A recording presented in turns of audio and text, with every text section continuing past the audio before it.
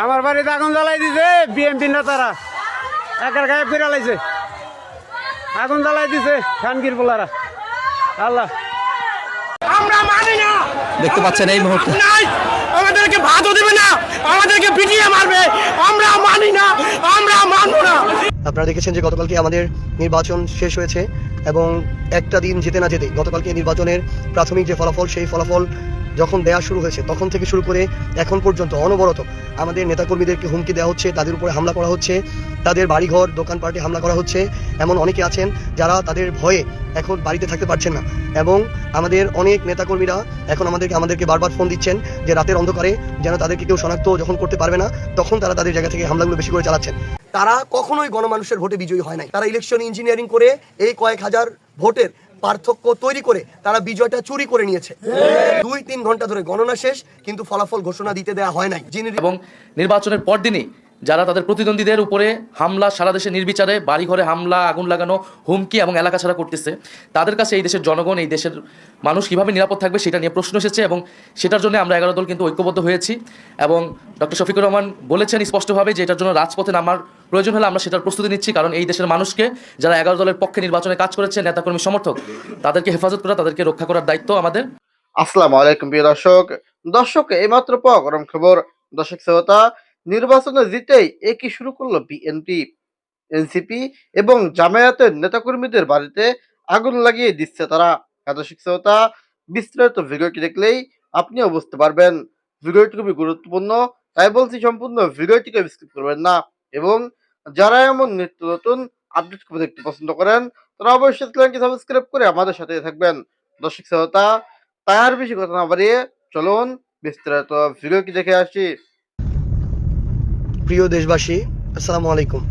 আপনারা দেখেছেন যে গতকালকে আমাদের নির্বাচন শেষ হয়েছে এবং একটা দিন যেতে না যেতে গতকালকে নির্বাচনের প্রাথমিক যে ফলাফল, সেই ফলাফল যখন দেওয়া শুরু হয়েছে তখন থেকে শুরু করে এখন পর্যন্ত অনবরত আমাদের নেতাকর্মীদেরকে হুমকি দেওয়া হচ্ছে, তাদের উপরে হামলা করা হচ্ছে, তাদের বাড়িঘর দোকানপাটে হামলা করা হচ্ছে। এমন অনেকে আছেন যারা তাদের ভয়ে এখন বাড়িতে থাকতে পারছেন না এবং আমাদের অনেক নেতাকর্মীরা এখন আমাদেরকে বারবার ফোন দিচ্ছেন যে রাতের অন্ধকারে যেন তাদেরকে কেউ শনাক্ত যখন করতে পারবে না তখন তারা তাদের জায়গা থেকে হামলাগুলো বেশি করে চালাচ্ছেন। একটু আগে আমার ইউনিয়নের আরেক প্রান্তে 2 নম্বর ওয়ার্ড গুঞ্জরমারি বাজার সংলগ্ন, সেখানে আমার ওয়ার্ড সেক্রেটারির বাড়ি, সেই জায়গায় ওয়ার্ড সেক্রেটারির বাড়ি ঘরে বিএনপির ছেলেপেলে গিয়ে সন্ত্রাসী কায়দায় মিছিল নিয়ে গিয়ে সেখানে হামলা চালিয়েছে, তাদের উপর আক্রমণ করেছে। আমরা এখানে আমাদের ক্ষমতার জন্য রাজনীতি করতে আসি নাই। আমাদের নেতাকর্মীদের গায়ে স্পর্শ করার আগে সেটা আমাদের শরীরের উপর দিয়ে যাইতে হবে।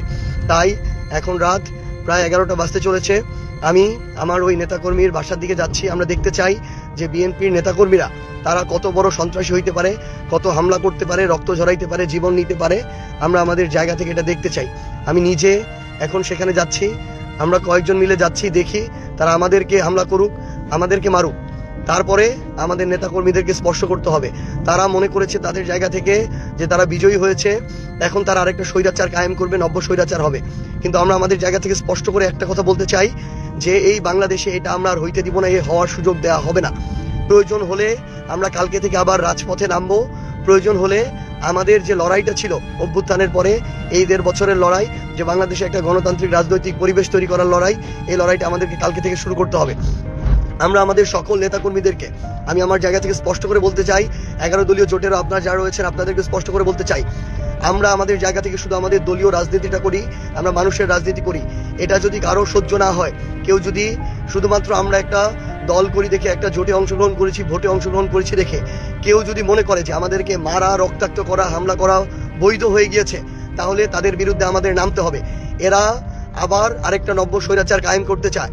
আমি আমার জায়গা থেকে স্পষ্ট করে আপনাদেরকে বলি, বিন্দু মাত্র ভয় পেলে চলবে না। তারা তাদের জায়গা থেকে অন্যায় করছে, অপরাধ করছে, জুলুম করছে, ভয়টা তারা পাবে, কিন্তু আমাদের ভয় পেলে চলবে না। আমরা যেন মাথা উঁচু করে সম্মানের সাথে যে রাজনীতি করে আসছি, আমরা আমাদের জায়গা থেকে সেই রাজনীতিটা করে যাব। আমি আমার জায়গা থেকে এইটুকু আপনাদেরকে কথা দিচ্ছি যে আমার পঞ্চগড় 1 আসনের যে কোনো জায়গায় যে কোনো নেতাকর্মীকে যদি আঘাত করা হয় আমাকে জানাবেন, আমি ছুটে যাব সেখানে। আমরা ওই রাজনীতি করতে আসি নাই যে ঘরে বসে থেকে রাজনীতি করব। সৃষ্টিকর্তা মহান আল্লাহ আমাদের সুযোগ দিয়েছেন এই বয়সে আপনাদের প্রতিনিধিত্ব করার। আপনারা 1,68,000 মানুষ সেই আস্থাটুকু রেখেছেন। আমরা রক্ত দিব, জীবন দিব, কিন্তু আপনার যে আস্থার যে আমানত, সেই আমানত আমরা রক্ষা করবো ইনশাআল্লাহ। আমি আমার জায়গা থেকে এখন গুঞ্জরমালি বাজারের দিকে আসছি, সেখানে নাকি 2-3 জন নব্য স্বৈরাচার তৈরি হয়েছে, যারা মনে করছে যে তারা জিতেছে দেখে সেখানে তারা আরেকটা ত্রাসের রাজত্ব কায়েম করবে, দাসের রাজত্ব কায়েম করবে। তাদের কথা মতো মানুষকে উঠতে হবে, চলতে হবে, বসতে হবে, এবং তারা তাদের জায়গা থেকে মনে করছে যে কেউ আর অন্য দলের রাজনীতি করতে পারবে না। যারা শাপলাকলির ভোট করেছিল, যারা সার্জিস আলমের সাথে রাজনীতি করেছিল, তাদের আর বেঁচে থাকার অধিকার নাই। যারা এটা মনে করে তাদের বিরুদ্ধে আমাদের আরেকটা লড়াইয়ে নামতে হবে। এই লড়াইটা হচ্ছে আগামীতে নব্য কোনো স্বৈরাচার তৈরি না হতে দেওয়ার যে লড়াই, সেই লড়াই। আমি আপনাদেরকে আহ্বান করব, পুরো পঞ্চগড় 1 আসন সহ পুরো বাংলাদেশে আপনারা যারা আজকে আপনাদের উপরে হামলা হচ্ছে, জুলুম হচ্ছে, নির্যাতন হচ্ছে, আপনারা রাজপথে নেমে আসুন। মনে রাখবেন, আমরা যদি একবার ছাড় দেই, তারা মাথায় উঠে যাবে, তারা গলা চেপে ধরবে, তারা আপনার ঘর পর্যন্ত চলে আসবে, পরিবারের মানুষ পর্যন্ত চলে আসবে। তারা আপনার জান নিতেও বিন্দুমাত্র দ্বিধা করবে না। তারা বিগত 1.5 বছরে নিজেদের ভাইদের, রাজনৈতিক দলের সহকর্মীদের পর্যন্ত 150 থেকে 200 জনের জান নিয়েছে। আমার আপনার জান তাদের কাছে বিন্দুমাত্র মূল্য থাকে না। সেই জায়গায় আপনারা প্রতিবাদ জানান, ঘরে বসে থাকবেন না, বিন্দুমাত্র আপনাদের জায়গা থেকে ভয় পাবেন না। মনে রাখবেন, অপরাধ তারা করছে, তারা জুলুমকারী, তারা ভয় পাবে। আমরা তো কোনো অপরাধ করি না, আমরা আমাদের রাজনৈতিক দল করি, আমরা আমাদের জায়গা থেকে আমরা আমাদের নির্বাচনটা করেছি। তারা ভোটে ইঞ্জিনিয়ারিং করেছে, ভোট চুরি করেছে প্রশাসনের সহযোগিতায়। এই ভয় তো তাদের থাকবে, তাদের কলিজাটা ছোট থাকবে। আমরা মানুষের ভালোবাসায় বিনা টাকায় এই নির্বাচন করে এত ভোট অর্জন করেছি। তারা তো কোটি কোটি টাকা করে লুটপাট করেছে এতদিন ধরে, সেই টাকা খরচ করেছে। এখন আবার তারা যদি, আমরা যদি ছেড়ে দেই, তারা একটা লুটপাটের ভয়ের রাজত্ব কায়েম করবে, যেটা আমরা করতে দিব না। আমরা একসাথে মিলে সবাইকে নামতে হবে। যদি না নামেন, কয়েকদিন পরে আবার কথা বলতে পারবেন না, মুখ ফুটে আপনার যে স্বাধীনতা, ওই স্বাধীনতাটুকু আপনারা আর ব্যবহার করতে পারবেন না। কয়েকদিন পরে দেখবেন আবার আগের মতো আরেকটা ত্রাসের রাজত্ব কায়েম হয়েছে। এই জন্য প্রথম দিন থেকেই প্রত্যেকটা অন্যায়ের বিরুদ্ধে আমাদের একসাথে দাঁড়াইতে হবে। মনে রাখবেন, আমাদের এই রাজনীতিতে, এই পঞ্চগড় নয়, পুরো বাংলা 11 দলের পক্ষ থেকে আমরা এই নির্বাচন নিয়ে আমাদের অবস্থান অলরেডি ব্যক্ত করেছেন 11 দলের অন্যতম দল, প্রধান দল জামাত ইসলামী সংগ্রামী আমির ডক্টর শফিকুর রহমান। আমাদের অবস্থান খুবই সুস্পষ্ট। এই নির্বাচনে সুস্পষ্টভাবে ফলাফলে কারচুপি হয়েছে। ভোট সুষ্ঠু একটা পর্যায় পর্যন্ত সুষ্ঠুভাবে হয়েছিল, আমরা সেটাকে স্বাগত জানিয়েছিলাম। কিন্তু ফলাফল যখন ঘোষণা করার সময় হয়েছে, ওই সময়টাতে স্পেসিফিক অনেকগুলো আসনকে টার্গেট করে, আপনারা দেখেছেন বাংলাদেশ খেলাফত মজলিসের আমির আল্লামা মামুনুল হক ঢাকা 13, সেই আসন, ঢাকা 8 আসন, বাংলাদেশ জামাত ইসলামের সেক্রেটারি জেনারেল আসন, এরকম স্পেসিফিক কয়েকটা আসনকে টার্গেট করে সেটার ফলাফল পরিবর্তন করে দেওয়া হয়েছে।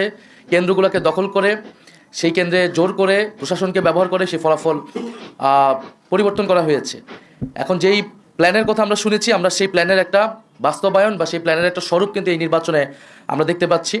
এবং এই ধরনের ফলাফল কারচুপি করে যারা পুরনো আমলে আওয়ামী লীগ যেইভাবে নির্বাচন করেছে, সেই ধরনের প্রচেষ্টা আমরা যাদের ভিতরে দেখতে পাচ্ছি, তারা কীভাবে রাষ্ট্র পরিচালনা করবে, কীরকম দেশ পরিচালনা করবে, সেটা নিয়ে জনগণের মধ্যে প্রশ্ন এসেছে। এবং নির্বাচনের পরদিনই যারা তাদের প্রতিদ্বন্দ্বীদের উপরে হামলা, সারা দেশে নির্বিচারে বাড়িঘরে হামলা, আগুন লাগানো, হুমকি এবং এলাকা ছাড়া করতেছে, তাদের কাছে এই দেশের জনগণ, এই দেশের মানুষ কীভাবে নিরাপদ থাকবে, সেটা নিয়ে প্রশ্ন এসেছে। এবং সেটার জন্য আমরা 11 দল কিন্তু ঐক্যবদ্ধ হয়েছি। এবং ডক্টর শফিকুর রহমান বলেছেন স্পষ্টভাবে যে এটার জন্য রাজপথে নামার প্রয়োজন হলে আমরা সেটার প্রস্তুতি নিচ্ছি। কারণ এই দেশের মানুষকে, যারা 11 দলের পক্ষে নির্বাচনে কাজ করেছে, নেতাকর্মী সমর্থক, তাদেরকে হেফাজত করা, তাদেরকে রক্ষা করার দায়িত্ব আমাদের। আরেকটি কথা আমি বলতে চাই, আমরা জনগণকে অভিবাদন জানাই যে জনগণ এত প্রতিকূলতার মধ্যেও 11 দলের পক্ষে ভোট দিয়েছেন, 11 দলের পক্ষে বিজয়ী হয়েছেন। অনেকেই অনেক কারচুপি করে তাদের বিজয় আটকানো যায়নি। আপনারা দেখবেন যে গণভোটে কত পার্সেন্ট ভোট পড়েছে, 60% ভোট পড়েছে, 60+ ভোট পড়েছে। এই নির্বাচনে কিন্তু সুস্পষ্ট দুইটা পক্ষ ছিল, একটা সংস্কারের পক্ষ, পরিবর্তনের পক্ষ, যারা সংস্কার চায়, গণতন্ত্র চায়, চাঁদাবাজি বন্ধ করতে চায়, দুর্নীতি লুটপাটের বন্ধ করতে চায়, বিচার এবং সংস্কার চায়, আধিপত্যতা বিরোধিতা চায়। আরেকটি পক্ষ যারা পুরনো বন্দোবস্ত, পুরনো রাজনীতিকে প্রতিনিধিত্ব করেছে, যারা 72-এর সংবিধানকে চেয়েছে, যারা পুরনো যত ধরনের রাজনীতি আছে, যারা ঋণ খেলাপিদেরকে প্রশ্রয় দিয়েছে, যারা লুটপাট দুর্নীতি, সেই একই রাজনীতি করতে চায়।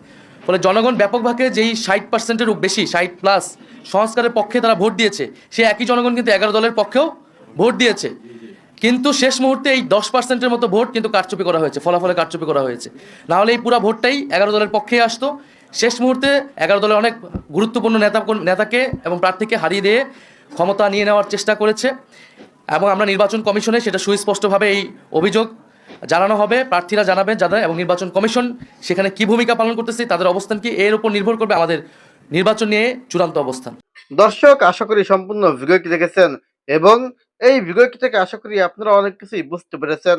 দর্শক শ্রোতা, এই ভিডিওটি থেকে আপনার যদি কোনো মতামত থেকে থাকে তাহলে আপনার মূল্যবান মতামতটি অবশ্যই কমেন্ট করে জানিয়ে দেবেন। আজকের ভিডিওটি পর্যন্তই, দেখা হবে পরবর্তী ভিডিওতে। সেই পর্যন্ত ভালো থাকুন, সুস্থ থাকুন, আল্লাহ হাফেজ।